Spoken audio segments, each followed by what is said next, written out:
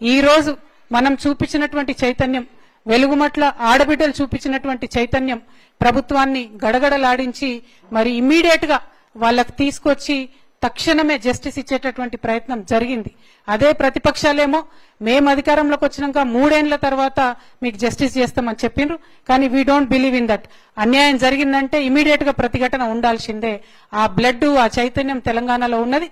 ఆ ప్రజలు ప్రతిఘటించడానికి మేము ఒక వెన్నుదన్నుగా నిలబడతాం, వాళ్ళకు మద్దతు ఇస్తామని సందర్భంగా తెలియజేస్తూ మరి సంపూర్ణంగా ఈ యొక్క కార్యక్రమంలో యాక్టివ్ గా పాల్గొని గత 4 రోజుల నుంచి కూడా నిరంతరం శ్రమిస్తున్నటువంటి డిఎస్పీ కార్యకర్తలకు, ఎస్సీ ఎస్టీ బీసీ జేఏసీ కార్యకర్తలకు, తెలంగాణ జాగృతి కార్యకర్తలకు హృదయపూర్వకంగా నేను ధన్యవాదాలు తెలియజేస్తా ఉన్నా, అభినందనలు తెలియజేస్తా ఉన్నా.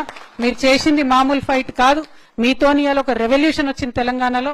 ప్రభుత్వాన్ని 100 మెట్లు దించి పేదవాడికి న్యాయం చేయొచ్చు అనేటటువంటి విశ్వాసం వచ్చింది. కాబట్టి మీ అందరికీ మనస్ఫూర్తిగా ధన్యవాదాలు తెలియజేస్తూ, ఇది ఆగలేదు పోరాటం, విరామం మాత్రమే. ఫ్యాక్ట్ ఫైండింగ్ కమిటీ తర్వాత ఇంకా ఏమన్నా తెలిస్తే, ఇంకా ఏమన్నా అంశాలుంటే వాటి మీద కూడా ఖచ్చితంగా ఫైట్ చేస్తాం.